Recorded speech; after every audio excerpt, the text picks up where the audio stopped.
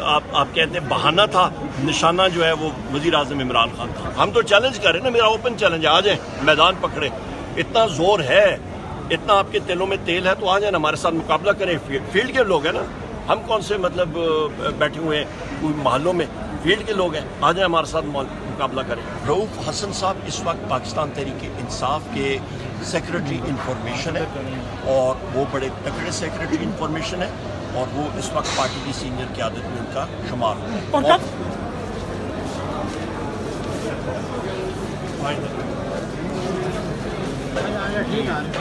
थोड़ा सा आगे से हट गए ना।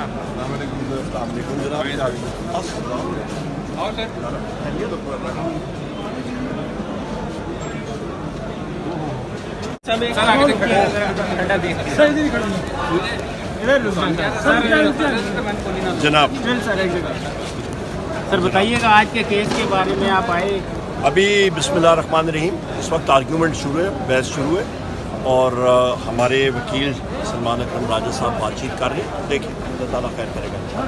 और सर बढ़ती हुई महंगाई, बढ़ती हुई महंगाई तो आप देखें, बजट स्पीच मेरी आप सुन लें या मौका मिले, 3 घंटे की थी। एक एक चीज़ बजट के ऊपर से उनकी अपनी किताबों से, करंट एक्सपेंडिचर हो गया, आपका PSDP हो गया, आपका बजट इन ब्रीफ हो गया, एक एक चीज़ मैंने बताई। और मैंने कहा था कि पेट्रोल की कीमतें जो हैं वो बढ़ेंगी क्योंकि 80 रुपये फ़ी लीटर इन्होंने PDL petroleum development levy surcharge जो है वो लगाया हुआ है। उसके बाद इन्होंने जनाबे वाला जो अफराद ज़र है वो बढ़ेगी और बिजली और तेल की कीमतें, बिजली और गैस की कीमतें बढ़ेंगी। और उसमें मैंने ये भी प्रूव किया कि 19 अरब रुपए जो सब्सिडी थी सुई गैस की प्राइसेस में वो उन्होंने रिमूव कर दी है। तो हर चीज़ में अभी महंगाई आएगी। और फिर सोने पे सुहागा, 450 अरब रुपए की इन्होंने गंदम मोहसिन नकवी ने बाहर से इंपोर्ट की। फ्लोर हाउस में मैंने बताया पाकिस्तान के काश्तकारों की, मेहनत कशों की गंदम इन्होंने ख़रीदी नहीं और वो जो है आड़तियों ने ख़रीदी है और वो बिल्कुल आप समझे कि सस्ते दाम खरीदी गई है, इनके फ्रंटमैनों ने खरीदी। और अचानक फिर तक पिछले हफ्ते इन्होंने कहा जी हम लोग गंदम अपनी एक्सपोर्ट करेंगे। ये कहाँ की अक्लमंदी है। और वो भी फ्रंटमैन जो आड़तियों से उन्होंने मतलब कौड़ियों के दाम खरीदी थी वो भी महंगे दाम बेचेंगे। आपकी जो मुंजी, आपकी चावल की फसल वो उठा के, क्योंकि ईरान से पेट्रोल स्मगल होता है, उसकी पेमेंट डॉलर्स में हो नहीं सकती, वो आपकी इसमें चावल में होती है। तो वो बार्टर ट्रेड के ज़रिए उस चावल आपका चला जाएगा। तो हर जगह आप देखेंगे आपको महंगाई और आपको अफराद-ए-ज़र और कोई चीज़ जो है वो फंक्शन नहीं कर रही है। पूरी दुनिया इनको कह रही है कि जी ये पिछला इलेक्शन रिग्ड इलेक्शन था, फॉर्म 47 की हुकूमत है।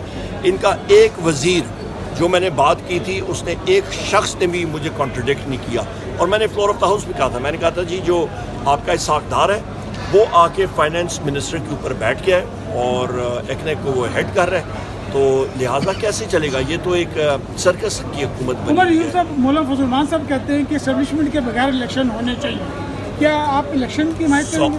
बिल्कुल, हम लोग वज़ीर आज़म इमरान खान साहब ने भी कहा है फ्रेश इलेक्शन होने चाहिए, क्योंकि देखें ये इलेक्शन तो इन्होंने रिग इस तरह किया कि हमारी पाकिस्तान तहरीक इंसाफ की सारी सीटें, इस्लामाबाद की 3 सीटें, सारे मुल्क में 180 सीटें हमारी आ रही थी और अचानक सुबह 2 बजे उन्होंने जनाब बंद करना शुरू कर दिया। मेरे अपने हलके में हमारे जो अभी अफसरान हैं वो कहते हैं जी अभी धमकियाँ आई कि ये बोर्ड जला दो, बंद कर दो सारा कुछ।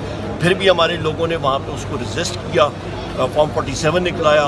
इसी तरह बाकी जो जेन्युइन है वो निकाला। हमारे बाकी जो साथी हैं उनके साथ आप सलमान अकरम राजा साहब अंदर आर्ग्यू कर रहे हैं, बहस कर रहे हैं। इनका लाहौर का इलेक्शन आप देखें, ये जीते हुए थे, इनकी लाख वोट की तो लीड थी और सुबह उठे तो इनकी लीड उन्होंने ख़त्म कर दी, इनके खिलाफ पर्चे दिए।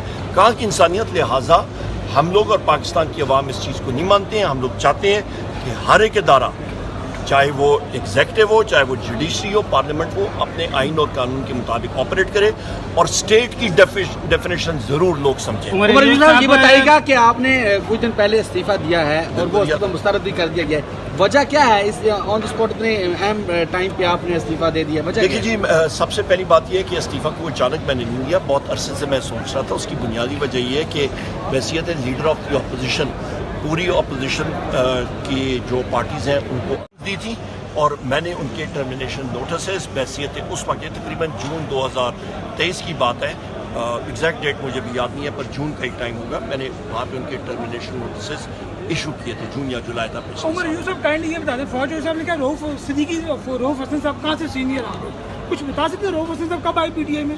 रऊफ हसन साहब इस वक्त पाकिस्तान तहरीक इंसाफ के सेक्रेटरी इंफॉर्मेशन है, और वो बड़े तगड़े सेक्रेटरी इंफॉर्मेशन है, और वो इस वक्त पार्टी की सीनियर क़यादत में उनका शुमार है। और कब से पीटीआई में, कब से पीटीआई में वो बहुत पहले से हैं, और वो इस सबसे अहम बात यह है कि वो एक तरीक़ाकार से आए हैं, चीफ इलेक्शन कमिश्नर हैं, और वो पीटीआई का हिस्सा हैं और ऑफिस बेरर हैं, और उनको वज़ीर-ए-आज़म इमरान खान उमर यूसुफ जलसा करने जा रहे हैं आप लोग मनसेरा में, और इस्लामाबाद में आपको इजाज़त नहीं मिल रही, और इमरान खान अभी जेल में है, तो क्या माजी की तरह आपको इतने लोग इकट्ठे कर सकेंगे जैसे माजी में इकट्ठे होते थे? इंशाल्लाह इमरान खान साहब के नाम पे अभी भी आप यहाँ पे सिर्फ एक लाउड स्पीकर और कुर्सियाँ कोई ना रखें, सिर्फ एक लाउड स्पीकर वहाँ पे रखें और कह दें जी यहाँ पे पीटीआई का जलसा है। मैं चैलेंज करता हूँ, ओपन हैंड दें। एक साइड पे पाकिस्तान की ये जो पीडीएम की जमातें हैं, पीपल्स पार्टी हो गई, नून लीग हो गई, इन लोगों को रखें दूसरी साइड पे, और ये अपना पटवारियों को जोर भी लगा दें, ये लगा दें जोर,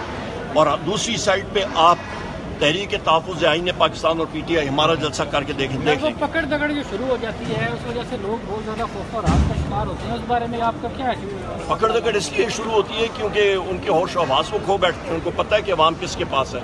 हम तो चैलेंज कर रहे हैं ना, मेरा ओपन चैलेंज है, आ जाए मैदान पकड़े, इतना जोर है, इतना आपके तिलों में तेल है, तो आ जाए हमारे साथ मुकाबला करें। फील्ड के लोग हैं ना, हम कौन से मतलब बैठे हुए हैं कोई महलों में, फील्ड के लोग हैं, आ जाए हमारे साथ मुकाबला करें।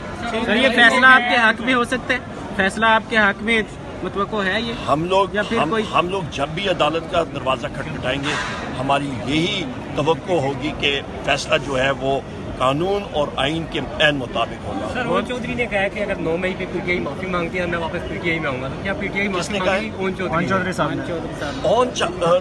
देखिए, सबसे अहम बात यह है कि 9 मई को मैं फ्लोर ऑफ द हाउस में बात कर चुका हूँ कि 9 मई में जो हमारे सारों के खिलाफ जो पर्चे हुए हैं वो तो है ही fraud, number 1। Number 2, common sense की बात है। लिबर्टी चौक से आप आते हैं तो सामने मेरा ख्याल है लाहौर में कुर्बान लाइन है, मैं नाम भूल रहा हूँ, पुलिस लाइन्स है वहाँ पे, 3500 पुलिस की नफरी होती है वहाँ पे।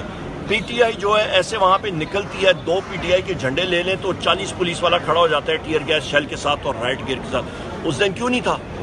आपका जो क्विक रिस्पॉन्स फोर्स थी वो किधर थी? रास्ते खुले क्यों थे? सिक्योरिटी वाले किधर थे? पुलिस वाले किधर थे? जो ये टाउट आईजी है डॉक्टर उस्मान, ये किधर था? इसका डीआईजी ऑपरेशंस किधर था? ये सारे लोग किधर थे? क्यों नहीं उन्होंने एक्शन लिया? सबसे पहले तो इनके खिलाफ एक्शन लेना चाहिए, इनको डिसमिस करना चाहिए।